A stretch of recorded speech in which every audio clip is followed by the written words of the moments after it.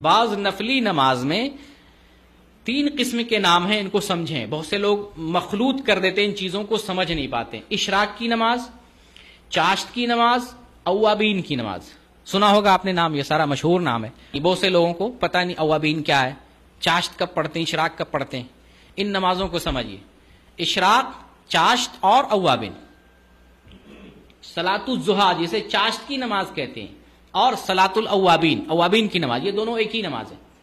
یہ دونوں ایک ہی نماز ہے۔ ابھی جو میں نے ابو ہریرہ رضی اللہ تعالیٰ عنہ کا بیان سنایا کہ انہوں نے بیان کیا کہ مجھے میرے خلیل نے وصیت کی کہ زندگی بھر میں تین چیزوں کو نہ چھوڑنا، وتر کی نماز پڑھے بغیر نہ سونا، صلاۃ الضحیٰ کبھی نہیں چھوڑنا۔ اسی حدیث میں ابن خزیمہ کی حدیث یہ کہتے ہیں، صلاۃ الضحیٰ کا جب بیان کرتے ہیں تو کہتے ہیں یہی اوابین کی نماز ہے۔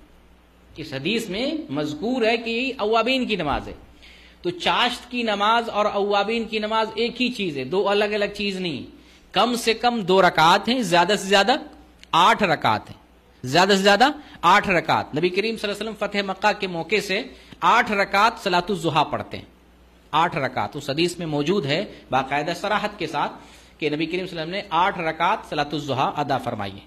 تو کم سے کم 2 بھی پڑھ سکتے ہیں، 2 پڑھتے ہیں۔ چاشت کی نماز جو ہے پورے جسم کے جوڑ کا صدقہ ادا ہو جاتا ہے، ہر جوڑ پہ صدقہ ہے، اور اس صدقے کو ادا کرنا چاہتے ہیں 2 رکعت چاشت کی نماز پڑھ لیں، پورے جوڑ کا صدقہ ادا ہو گیا۔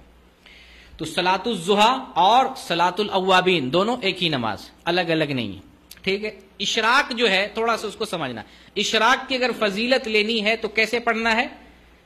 فجر کی نماز جماعت سے ادا کریں مسجد میں، اور اسی جگہ بیٹھے رہیں جہاں پر آپ نے فرض نماز پڑھی۔ سنت تو پڑھ لیتے ہیں، ابھی تو ہلنا نہیں ہے، فرض پڑھ لیا، اب اسی جگہ پہ بیٹھے رہیں، وہیں پر ذکر کرتے رہیں، اور ذکر کرنے کے بعد جب سورج طلوع ہو، اسی کا نام، طلوع کا نام اشراق ہوتا ہے۔ اشراق کسے کہتے ہیں؟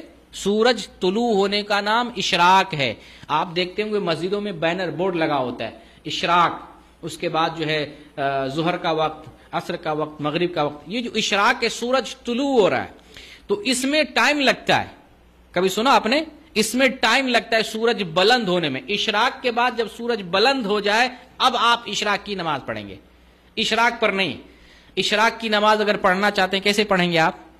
مسجد میں جہاں آپ موجود ہیں بورڈ دیکھیں، اس پہ اشراق کا وقت کیا لکھا ہوا ہے، دیکھیں اگر لکھا ہوا 6 بجے لکھا ہوا ہے تو 6 بجے آپ نماز نہیں پڑھیں گے، 6:15 پہ جب سورج نکل کر بلند ہو جائے، 1 نیزہ تقریباً، اور 1 نیزہ بلند ہونے میں 10 سے 12 منٹ، 15 منٹ زیادہ سے زیادہ 15 منٹ تک ویٹ کریں۔ 15 منٹ کے بعد آپ اشراق کی 2 رکعت نماز ادا کریں۔ کتنا ثواب ملے گا آپ کو؟ ثواب ملے گا حج اور عمرے کے برابر۔ تو یہ اشراق کی نماز، یہ فضیلت لینے کے لیے اشراق کی نماز ایسے ادا کرنا ہے۔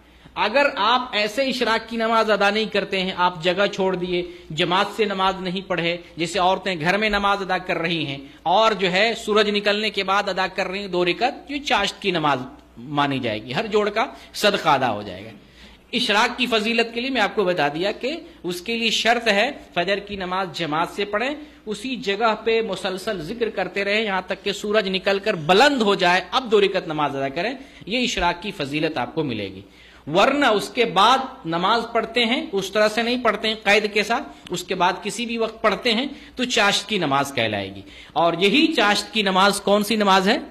اوابین کی نماز، دونوں الگ الگ نہیں، یہی نماز اوابین کی نماز۔ کب تک پڑھ سکتے ہیں؟ سورج جب بلند ہو جائے اس وقت سے چاشت کی نماز پڑھ سکتے، کب تک؟ ظہر سے پہلے تک، اس درمیان پڑھ سکتے ہیں کسی بھی وقت، کم سے کم 2 بھی ہے، 4 بھی ہے۔ نبی کریم صلی اللہ علیہ وسلم 4 بھی پڑھا کرتے تھے، 4 بھی پڑھ سکتے ہیں، 2 بھی پڑھ سکتے ہیں۔ تو یہ اشراق سمجھ میں آ گیا، اشراق، چاشت اور اوابین، اس میں لوگوں کو التباس ہو جاتا ہے، سمجھ میں نہیں آتا رہتا اشراق کیا ہے، چاشت کیا ہے۔